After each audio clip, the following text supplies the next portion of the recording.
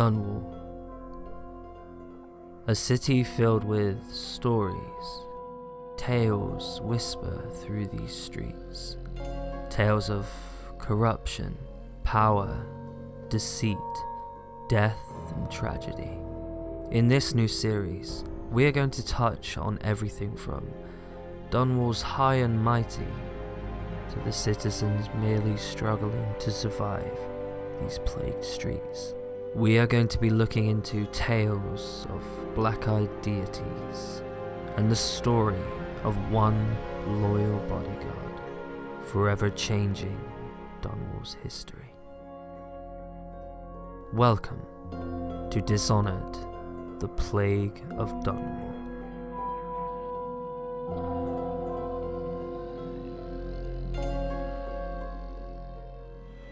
Steady hand. That's it. Watch it. Cast off line. Casting off. We're away. Take us straight to Dunwall Tower. Lord Corvo has news for the Empress, and we've come a long way. So, we first begin our journey with the Empress's royal bodyguard Corvo, returning from a royal errand, sending Corvo around the surrounding isles of Morley, Tivia, and of course, Sarkonos, the location and setting of the second Dishonored game.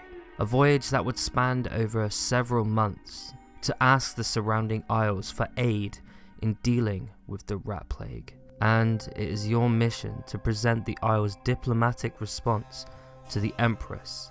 Upon arriving at Dunwall Tower, we'll be greeted by the Empress's daughter and heir to the throne, Emily Coldwin. Now, of course, we later find out that Emily is in fact our daughter as well, and is the result of a secret love affair between Corvo and the Empress. Now, while their love affair was secret, it was speculated by few in Dunwall, people we have yet to meet. Emily will then ask you for a quick game of hide and seek. If you agree to this, she will then continue to comment on the current state of Dunwall Tower and how the Empress has been awaiting your return. After this, we'll meet one of Dunwall's most influential entrepreneurs and philosophers, Anton Sokolov.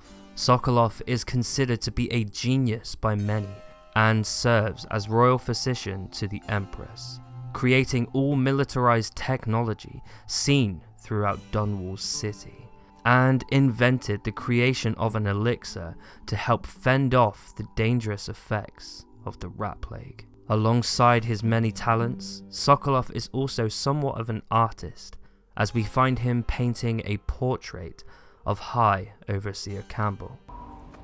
Stop moving, Campbell. And you, Corvo, welcome back. From wherever you've been. They sent him all around the Isles to beg for aid. A waste of time. My elixir will banish the plague from this city. Now keep still a moment, High Overseer Campbell. Now, there are a few interesting things that happen here if you choose to interact. As we can see in the painting, Sokolov has placed a decanter of cider behind Overseer Campbell. Now, if you choose to remove the decanter and stand in between Campbell and Sokolov, this will happen. Corvo, please. I can't see him. Gentlemen, I cannot paint without your cooperation. I cannot work with these distractions. Now, not only will Sokolov quit, but later on in the game, we can see this portrait once again. But only this time, we'll find that the decanter is missing, all because we decided to remove it. Although, canonly, Corvo does not remove the cider decanter, as in Dishonored 2, we can come across this same portrait of Campbell again, with the decanter still in shot. Now, as we make our way up to the gazebo, Corvo overhears an argument between the Empress and the Royal Spymaster, Hiram Burrows. We're sick people, not criminals. We've gone beyond that question, Your Majesty. They're my citizens, and we will save them from the plague if we can. All of them. Very well. We will not speak of this again. Mother, Corvo is back. Thank you, Emily. Leave us, please. As you wish, Your Majesty.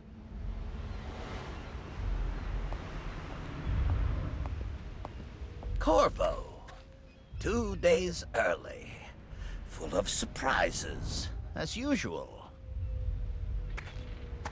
Now, quickly take note that the Spymaster is shocked to find out that Corvo has returned 2 days early. After this, Spymaster Burrows takes all of the remaining guards with him, stating that the Empress and Corvo should be left alone. Corvo then delivers the response to the Empress, which states the plan for the other nations within the Empire to blockade Dunwall completely until the rat plague has passed. Distressed by this news, the Empress is clearly distracted and unaware that her guards are now missing. When the unthinkable happens, a group of assassins, also known as the Whalers, blink in from the rooftops and ambush Corvo and the Empress. Emily, get behind me!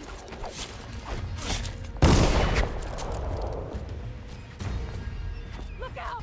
Another one!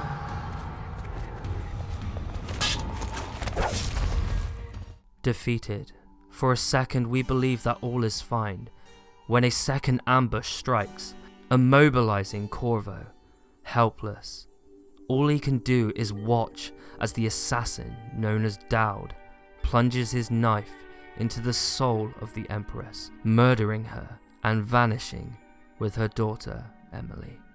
Rushing to the Empress's aid, all he can do is watch as his Empress, his lover, the mother of his only child, dies in his arms. Find Emily. Protect her. You're the only one. You'll know what to do. Won't you? Corvo. Before Corvo can even say his last goodbye, the Royal Spymaster and Overseer Campbell rushes to the scene of the crime. Ward us all. Look at what he's done. Yes, he's killed the Empress. What did you do with young Lady Emily, traitor? Her own bodyguard. Ironic. I'll see you beheaded for this, Corvo. Take him. Falsely accused, Corvo is framed for the murder of the Empress and the disappearance of Emily Coldwind. This is your final chance, Corvo. Sign the confession and let me give you the rights to put your spirit at ease. We awake in Coldridge Prison, being interrogated by the Royal Spymaster and High Overseer Campbell, desperately trying to convince Corvo to sign a confession to the Empress's murder. Following this, the Spymaster will tell the interrogator to leave the room, to which he then unveils that he and the High Overseer Campbell were the ones behind the murder of the Empress Jessamine Coldwind. Corvo, the Empress is dead. Her daughter Emily is hidden away, and no one will ever know the truth. Yes, unlucky you. Tomorrow you'll be executed, but it's for a good cause. This country needs strong leadership now, someone to guide the weak, and that's where we come in. There was nothing personal in this, even though you almost sank our plans. But it turned out well. You were in the wrong place at the right time, and someone has to take the fall. Now, remember back to Dunwall Tower. Remember that the Spymaster did say before the ambush that he was surprised to see that Corvo had returned 2 days earlier than planned. That was because Corvo's presence almost ruined the Spymaster's plans to murder the Empress and usurp her throne. 6 months have passed since you were framed for the murder of Jessamine Coldwind, and the hour of your execution draws ever closer. When suddenly you receive a visit from Watch Officer Thorne with a tray of food, urging Corvo to eat, and that this meal, in quotes, comes from a friend. Hidden beneath the bread of this meal, we can find an anonymous letter and a key to Corvo's cell. The letter reads, "Corvo, Who we are is irrelevant right now. Just know that we have faith in you. Here is the key to your cell. Once you're out, head for the prison's interrogation room. Take the explosive there and plant it on the outer door. When the bomb goes off, run. Make for the river and lose yourself in the sewers. One of the prison guards will leave a weapon just outside your cell. And good luck. We need you alive and well for what's to come. A friend. So, however unlikely it may be, Corvo still has some allies left in Dunwall. And it's now our mission to escape Coldridge Prison and meet up with this so-called friend. But before I leave, I did want to pick apart some of the hidden features within this prison, as these next two levels really help set up the world of Dishonored, starting off with our jail cell. Now, before you leave, you can actually detect a few pieces of graffiti on the walls, reading, "We all start with innocence, but the world leads us to guilt." And another reading, "A little fire that warms is better than a big fire that burns." Now, while reading these aloud, it seems that these two quotes are connected to one another, and there is a reason for them appearing in the first opening level of the game, as people have theorized that both of these quotes are linked to how you decide on how Corvo's fate will play out, with the first quote relating to a high chaos ending, insinuating that if you simply choose the outsider's gifts and powers because it's more fun, an innocent decision like that can lead to a lot of chaos/guilt. And the second referencing a low chaos solution. Now, moving on, as we leave our jail cell, we'll be introduced to a member of one of Dishonored's biggest gangs, the Bottle Gang, referencing their fearsome leader Slackjaw to help release him from prison. But we'll touch back with the Bottle Gang later. So, Corvo manages to stealthily make his way through the prison yard, knocking unsuspecting guards unconscious, or for some, a more sinister end. Attention. Eventually ending up back at the interrogation room from which we first started. While looking through this empty room, we can see a giant portrait of the now Lord Regent, as it seems Harem had been successful in usurping the throne. Now, on the desk, we can see what looks like to be Corvo's sword from the fight in Dunwall Tower, and a note regarding Corvo's interrogation, stating, "Corvo Attano, formerly the Royal Protector, will be brought in for interrogation. This is of the utmost importance. The Lord Regent and High Overseer Campbell will conduct the questioning themselves. Follow their orders without hesitation, and keep the torturer under control. If Corvo dies in his hands instead of the public execution the Lord Regent wants, it'll be your head that rolls next." Again, it seems like it is of the utmost importance that they'd keep Corvo alive, to get Corvo to take the fall and sign that confession. Alongside this, we can find a recording of the Lord Regent admitting his preparations following the murder of the Empress. Corvo's unconscious again, though he's taken more punishment than the two men we brought in for interrogation. When he wakes, we'll start again. Having him sign the confession for her murder isn't critical, but it might be useful to us later. The assassination of an Empress is not a trivial matter.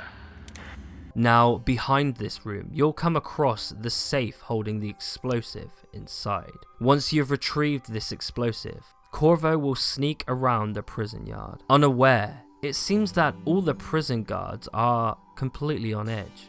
They know the skill and the legend that is Corvo Attano, and they know not to take his presence lightly. Once we have reached our final destination, the control room, Corvo places the explosive by the giant iron doors. As the explosive goes off, alarm bells start ringing, with all of the prison watch now alerted. running towards what freedom he believes he has left. Corvo jumps into the river below, with alarm bells ringing through his ears and bullets barely grazing his cheek. Corvo finally escapes Coldridge Prison and heads into the sewers with a single goal, a single purpose in mind. Now, will that goal be the truth, or will it be revenge? This is where our story begins.